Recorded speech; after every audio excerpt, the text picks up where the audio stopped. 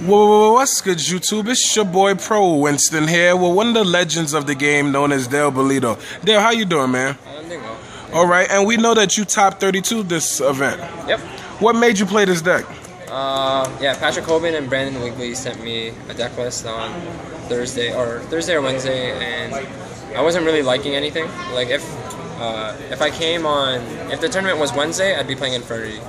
But they gave me this, and me and Lazar looked at it. I played a game against him, and his version, you'll see later, has Reckless Greeds, but he always had Stardust. And if you ask a lot of players, the best deck in Yu-Gi-Oh history, most skill-intensive deck, would be Teledad. And this deck highly resembles Teledad, like Vanity Emptiness for Oppression, like the New Age Teledad at the very end. So, like, the more I explain the deck, the more it makes sense. I understand. Let's go. So it's triple Ducks, double Phalanx, triple Blaster, triple Tempest, triple Red Ox, 2 Maxi, 1 Mistletoe, 1 Guard. Spells, triple Ravine, triple Upstart, triple Sword, double Cardiconnaissance, 1 Terraforming, 1 Space, 1 Dark Hole, 1 Book, Traps, double Emptiness, double Mirror Force, Return, Bottomless, and Warning. Couple of questions. Yeah. Why didn't you play Reckless Greed? I don't know if it's the way me and Patrick play that are different, but like I simplify the game as fast as possible. So I like to maximize one for one offense defense cards, and I just felt like the deck outpaces everything, that Reckless isn't gonna help me when I'm protecting my Stardust. So that's ultimately, I feel like if I protect Stardust, I'm gonna win the game. And you didn't play that many hand traps as a lot of other players did. Well, Patrick Hoban's deck plays 0 hand traps. So I thought 2 was excessive. In that. I understand, but I see a lot of other players in the tops 32. They have Effect Veilers. So one of them have a Tragodia. You know, like, why don't you feel like this is the way to go? Because I don't need it. Like, Vanity Emptiness is what my Veiler is gonna Veiler. I'll just stop it before it happens. Maxi's the only hand trap that's gonna help me game you if you don't game me, and you usually have to get through all my stuff. Yeah, the monster hand traps like Gores and Trag. I always have a lot of back row. My hand's not very big, so Trag's useless. I think that's it. Like, the differences in our deck is he has Red MD. The problem is, since I got it on Wednesday, I only played a handful of games, and in those games, Red MD wasn't very good for me.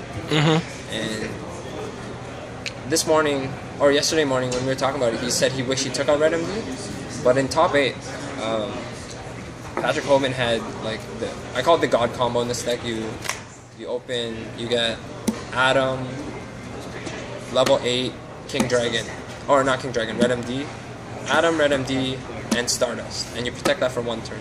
So he was getting that a lot. That's something my deck can't do. All right. That's something I wish I played. He didn't play Flame Ball Guard. He didn't play hand traps. I guess, like, yeah, I admit his deck is better. And what made you not play the third Vanity's Emptiness? I just didn't want 2 Vanity's Empties. Like, I didn't want to have 2 at a time, kind of thing. All right, I understand. All right, let's go to the side deck.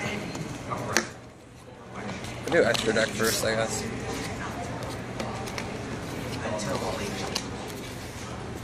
Okay, the extra deck is 2 Dracosac, Big Eye, Adam, Guy Charger, Thought Ruler, triple Badriana, double Crimson Blader, Stardust, Colossal Fighter, Scrap Dragon, and Armades. The only thing... Playing for first place. Oh, no. That's unfortunate. The only card I would switch is Armades for... Actually, the funny story is, Armades, me and Lazar had 1 Gatorg and 1 Armades, and we flipped the coin. I got Armades, he got Gatorg. But I needed Gatorg in my top 32 match against the mirror match. So that's fun. Shoot profile after this? Like shoot. Hello. Look at this. All famous people around. Polygold, baby. Alright. Side deck, double Encore, double MST, double Needle Sealing, double Decree, double Debunk, Eradicator, MST, double Crow, and Legionnaire. If I rebuild the side deck, I take out enemy controller and I put in a third Debunk. If the format keeps pace with what it's now, Debunk's gonna be the best card in the side deck. Stop everything. The funny story is against Barrett, we got a deck check, and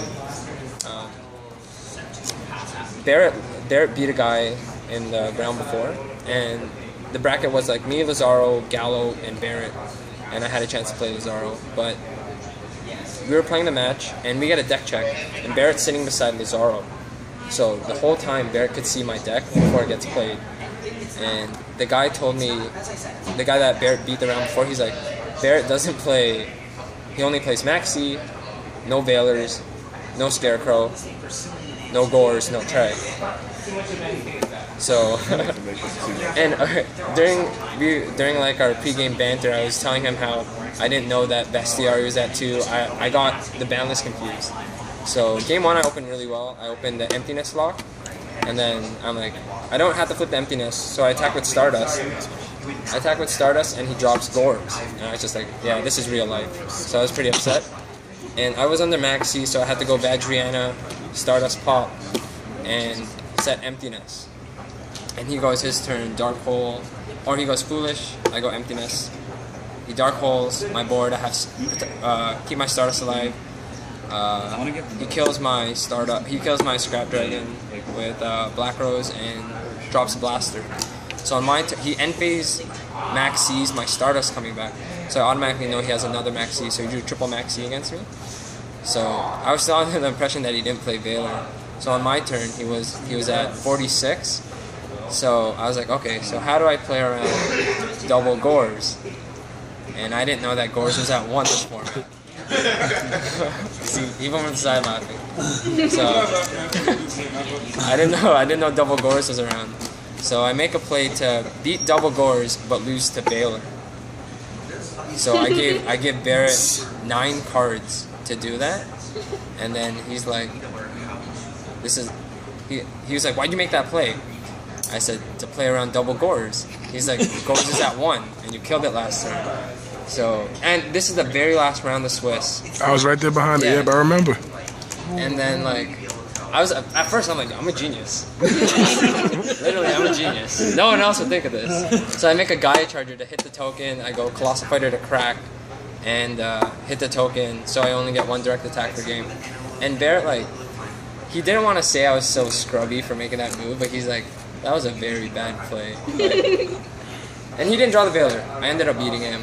In game 2, I returned him on the second turn with triple Blaster. Yeah.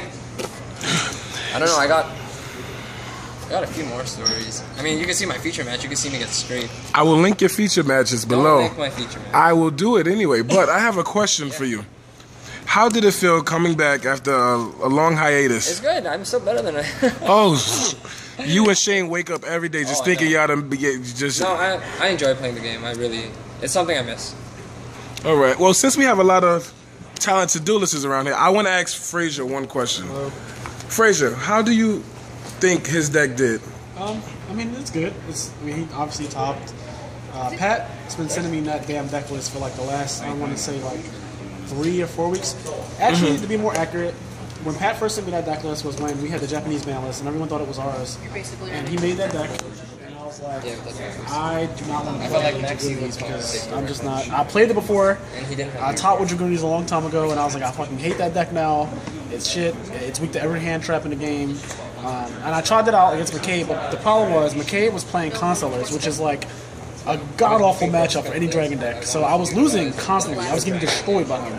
And I was like, yeah, I'm not playing that. The deck's not for me. Then I switched to Prophecy, and obviously Prophecy against Constellars is a joke, so he didn't win a game. Like, I was just destroying him.